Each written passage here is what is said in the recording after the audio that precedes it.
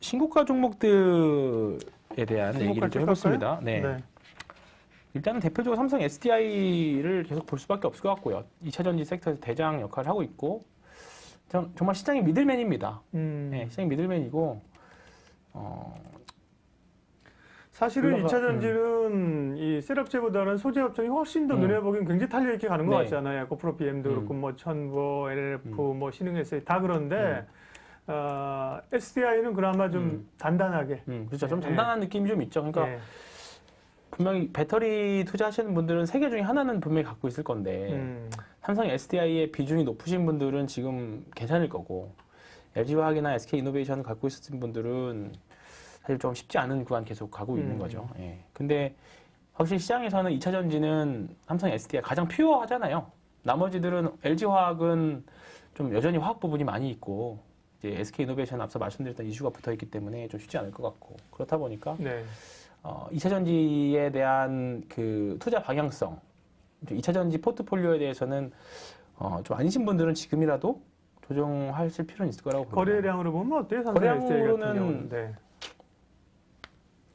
이렇게 대형주 같은 경우는 이게 중소형주하고는 거래량 좀 분석하기가 조금 더 이렇게 직접적이진 않죠. 네. 그렇죠? 왜냐하면 큰 주식일수록 그러니까요. 외부 변수 영향도 많이 타고요. 네. 많이 타고 그다음에 이제 파생에도 영향을 많이 미치기 때문에 좀 그런 부분들은 좀 있죠. 근데 조금 약간 이제 2차 전지 주식들은 조금 더 선택과 집중할 때가 오는 것 같아요.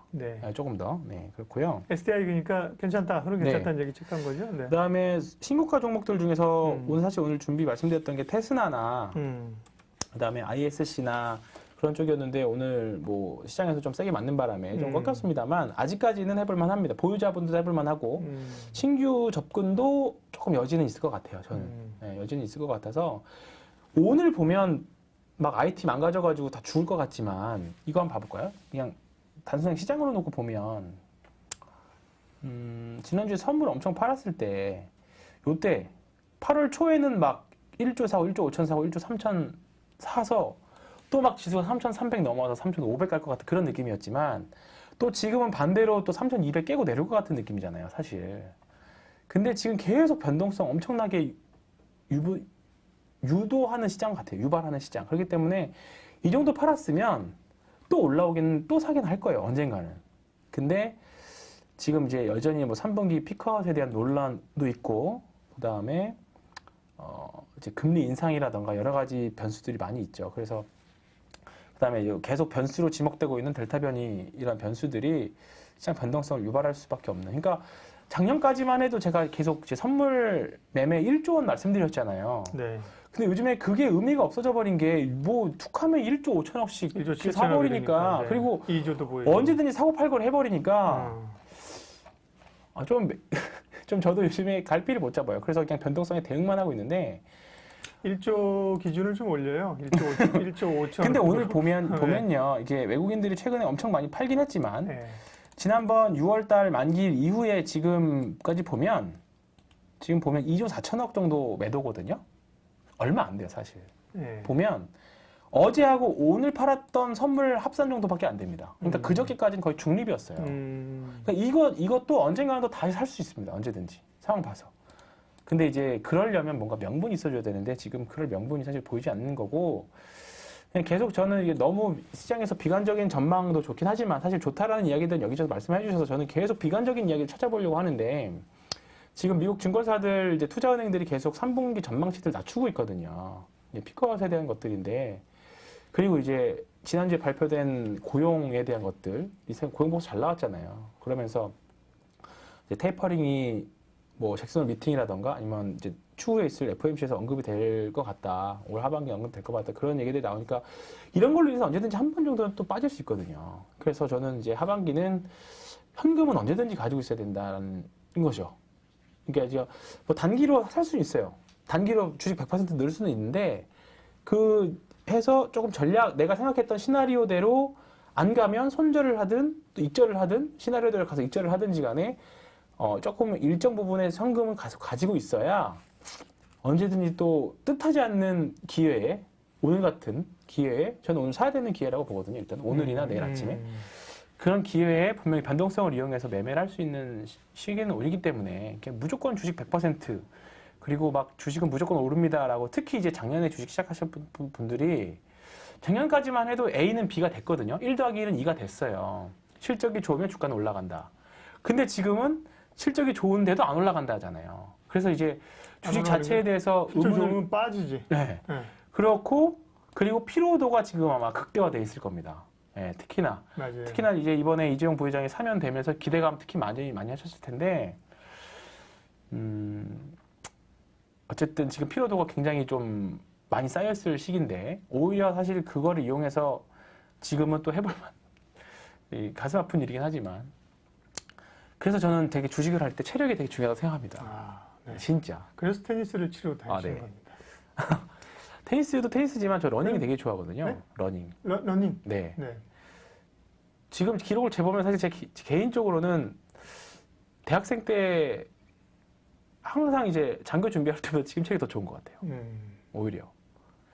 살기 위해서 운동을 하고. 왜냐면 이게 저 같은 경우에 제 돈도 제 돈이지만 이제 고객님 그렇죠. 자산을 운용하는데 이러다가 시장에서 지쳐가지고 제가 손을 놔버리면 다 망하는 거거든요. 네, 제 개인적으로도 망하고 다 망해요. 그래서 그 영화 미생에 보면 정신력을 뒷받침해줄 체력을 키우라는 얘기가 나와요. 체력이 안 좋으면 다 놔버리거든요. 특히 지금 같은 때 주식시장 지쳐가지고 놔버리기 되게 좋아요. 근데 이게 체력이 일단 기본적으로 안 되면 놔버리기 딱 좋아요. 그러면서 내가 주식 몇 년 했는데 나중에 가서 허송세월만 보내고 주식 경력은 높았지만 실력은 늘지 않는 대표적으로 그런 시기가 되기 위한 원년이 될 확률이 굉장히 높습니다. 올해. 그래서 지금은 조금 지치시더라도 주식 계속 파보시고 다른 섹터에서 찾아보시면 기회는 또 와요. 제가 체력을 갖고. 네, 2018년 10월 달에 그랬어요. 2018년 10월 달에 이제 주식으로 끝났나 보다. 근데 또 기회가 오고 또 일어설 수 있는 기회가 또 오거든요. 제가 그래서 아까 처음에 시작하면서 팀장님 오시기 전에 지금은 괴롭지만 도끼 날을 칼날을 갈아야 돼요. 그럼요. 칼날 갈아야 돼요. 지금 네. 그래서 여러 가지 공부하시 어차피 지금 물려있는 주식이라고 하면 뭐 일정 부분 매도를 해가지고 매매 연습을 해보신다던가 아니면 다른 또 투자 기회를 계속 공부하시면서 해야지 지금 지쳐가지고 주식 놔버린다. 특히 작년에 시작하셨던 분들이 그런 게 굉장히 높거든요. 스트레스가 굉장히 심하고 이제 어렵거든요. 여기저기서 누구는 좋고 누구는 나쁘다라고 누구는 사라고 누구는 팔라고 하니까 어려워요. 근데 결국은 자기 주식은 자기 매매법 그러니까요. 또 자기 투자 논점이 있어야 돼. 그게 기술적이든 기본적이든지 간에. 근데 이제 그거를 삼으시는 시기가 올 3분기가 될 것 같습니다. 성공하는 사람은 누구다? 끝까지 하는 사람 그렇죠. 중에 성공자가 나오는 거예요. 그렇죠. 네. 그렇습니다. 자, 위로를 좀 해주셨는데 큰 위로는 안 되지만. 네. 오늘은 뭐 무슨 말을 해도 위로가 되겠습니까? 아니 위로 됐어요. 아까처럼 뭐 오늘 같은 경우 사실 딱 뭐지 힘든데 근데 아니 오늘 같은 날이 사실은 쉽지는 않지만 사실은 오늘 사거나 내일 아침에 살 자리다. 그죠? 이렇게 얘기를 해주시는 게 다르죠 시각이. 그게 그냥 위로해 주려고 그냥 허언을 얘기하면 안 되는 건데 전략을 얘기해 주시는 게 좋고요. 좋아요. 신고가 종목 가운데는 2차 삼성 SDI, 소부장 가운데는 테슬라, 심텍, ISC 말씀하셨고 종목 얘기 또 해요. 예. 공부 찾아보죠. 네.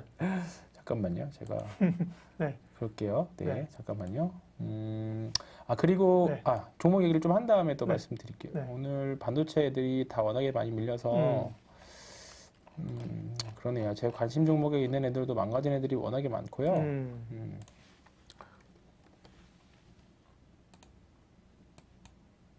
잠깐만요. 뭐 IT 쪽 더 얘기하시려고요? 아니요. 보면 그러네요. 오늘 신고가 내용에서도 별로 특별하게 말씀드릴 건 없고 금리 인상에 대한 얘기가 좀 나오잖아요. 그죠? 지금 채권쟁이인 제 친구들은 하반기 금리 인상을 좀 기정사실화해서 보는 것 같아요. 네. 그러면 주식쟁이인 저는 어떤 거를 적용을 해야 되느냐. 채권쟁이들은 금리 변동에 따라서 또 그에 맞는 매매를 하면 되는 거고 저희는 채권보다는 주식을 하는 사람들이기 때문에 뭘 봐야 되냐. 그럼 금리 인상하면 가장 쉽게 떠오르는 주식은 은행주잖아요. 금융주죠. 네, 금융주잖아요. 그리고 오늘 시장 약하니까 경기 방어주들 아까 말씀하셨던 KT라던가 이런 쪽에서 많이 올랐는데 저는 JB금융지주 좀 좋아 보이고요. JB금융지주 좋아 보이고 그 외에 뭐 하나손해보험이나 보험 주식들도 언제든지 금리가 올라가면 올라가잖아요.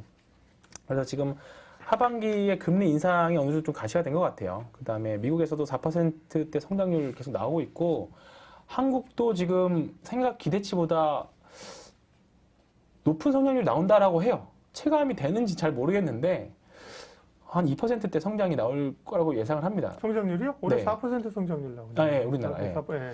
근데 이제 미국도 그렇고 우리나라 물가가 물가가 네, 아. 1.8%가 기대했는데 2% 정도 나올 걸로 예상하다 보니까 그러면 당연히 금리 인상에 대한 압박 계속 사실 몇 주 전부터 이제 기사가 나왔죠. 그러면 통계적으로는 첫 금리 인상에는 별로 반응하지 않는다고 해요. 근데 이제 조금 더 이제 금리 인상이 추세적으로 갔을 때 그런 부분들이 실물 경기, 주식시장에서는 신용금리에도 영향을 미치겠죠. 근데 다행인 거는 지금 신용 잔고가 좀 많이 줄어 있는 상태라고 합니다. 한 10%대에서 8%대가 줄어 있어서 이미 어느 정도는 그 완충작용을 하는 비율 정도는 줄어 있고, 다만 이제 조금 더 심화되거나 아니면 시장 변동성이 나왔을 때 시장에서는 좀 관심을 가질 좀 시장에서 아직은 좀 먼 얘기긴 하지만 좀 이제 우리가 이슈 체크하고 넘어가야 될 거고, 만약에 이걸 이용해서 투자 아이디어에 녹인다라고 하면 은행주들 배당도 주고 하는 뭐 JB금융지주나 지방은행 4대 금융지주 말고요. 카카오뱅크 말고요. 말고 KB나 뭐 신한 이런 거보다 지방은행주 네. 이런 데가 좀 선반영이 많이 안 온다는 그렇죠. 거죠. 네. JB금융은 좀 뭐? 수익성도 좀 더 좋습니다. 네, 전체적으로. 네, 절대적인 규모는 좀 작지만 네. 영업이익률이라든가 뭐 이런 부분들에서 그 다음에 리스크 관리라든가 이런 부분에서는 좀 더 잘 되기 때문에 좀 좋다라고 생각합니다. 네.